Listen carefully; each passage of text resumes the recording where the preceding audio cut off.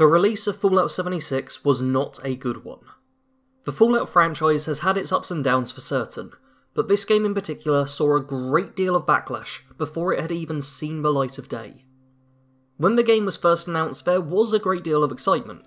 There was a stream on Twitch going for hours with nothing of note happening before the trailer announced the game's existence. I saw Twitter blow up with people talking about Fallout 76. All people really knew at first was a new Fallout game was coming out at some point. This left all the room for excitement and speculation. Each fan was left to have their own vision of what the game would be, and all of us wanted something different.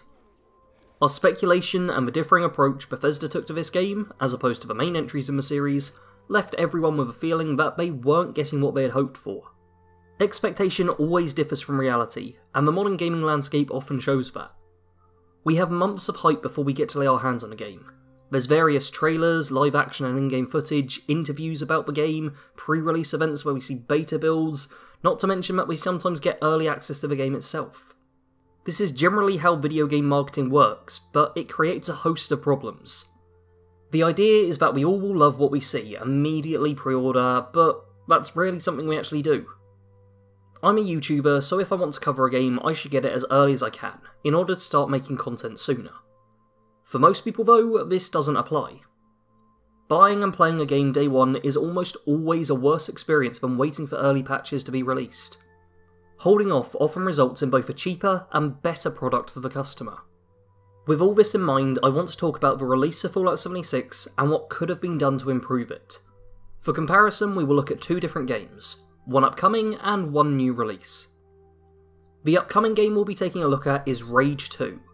The sequel to 2010's Rage was announced on the 14th of May 2018, and is scheduled for release on the 14th of May 2019, meaning there's a full year for hype, pre-orders and analysis. Despite this, there's not really a lot of talk about the game. At the start of February, there are a half dozen or so videos released, showcasing some of the game, and there's been the occasional trailer and other video posted on the game itself, but simply searching for Rage 2 on YouTube shows you just how little interest it currently has.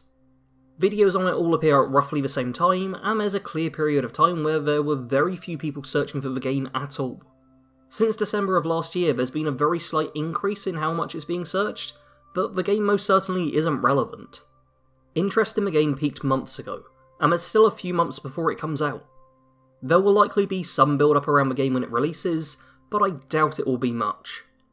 When the game was announced, I went back to the original Rage and played a bit of it. The game holds up alright, but isn't really much to write home about. An enjoyable enough post-apocalyptic shooter, but we've had plenty of better games in that genre in the past decade. Rage 2 is a game that came out of nowhere, and yet still hasn't arrived. The other game we'll talk about is Apex Legends. This is a game that really did come out of nowhere. Difference is, you can play it right now. It was announced at the same time it was released, meaning there was no build-up hype or presupposed ideas as to what the game would be. This was very much intentional. In an interview on Eurogamer, lead producer Drew McCoy said that they didn't want to try and convince a skeptical audience for months with trailers in hand on articles. We're just like, let the game speak for itself. This is something we almost never see with games, but it's something I'd love to see more of in the future. We're normally sold a game on potential, not on the real product.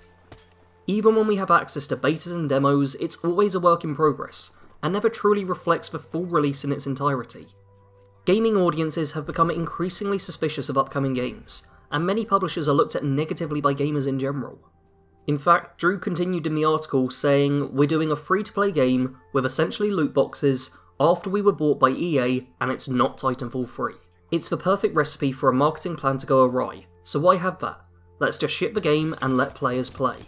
If it's not already apparent, you should read this article, as it's an incredibly open interview about game, as opposed to the standard basic marketing pushes we normally get.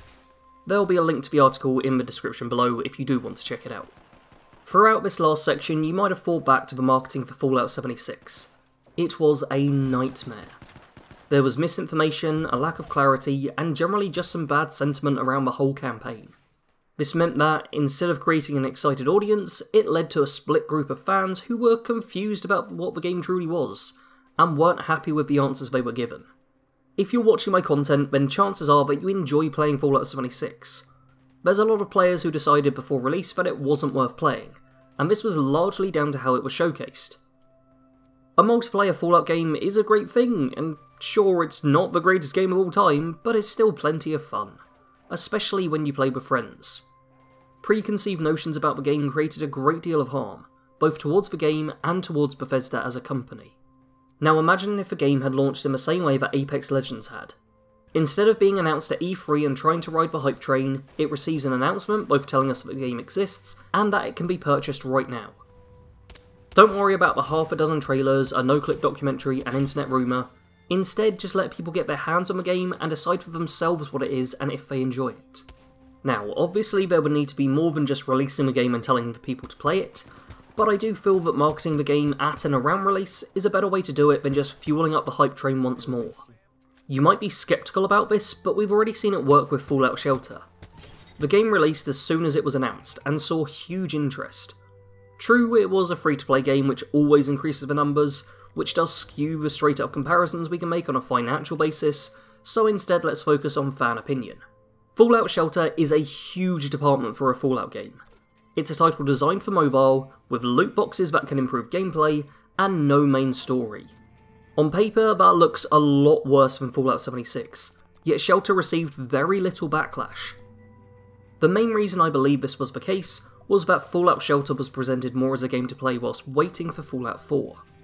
Instead of having Shelter take centre stage, they used it as a stepping stone for a title that would come out later. At E3 of 2018, we saw Bethesda talk about Fallout 76, Elder Scrolls Blades, Starfield, and tease Elder Scrolls 6. Fallout 76 was given centre stage, as it was the next game out, so it was being pushed as something big. This generally isn't necessarily a bad thing, but if Fallout 76 was pitched to us as something to tide us over while some big RPGs are being worked on, I feel that the community at large would have been a lot more accepting of it. Instead of it being viewed as Bethesda ruining the Fallout franchise, it would just be a fun game to play with friends whilst we wait for some more single-player goodness. I feel that this would have been a much better way to market the game. Show us what the game is, let us play it, and tell us that there's other games coming in the future that we'll enjoy. We don't need to build up hype for video games anymore.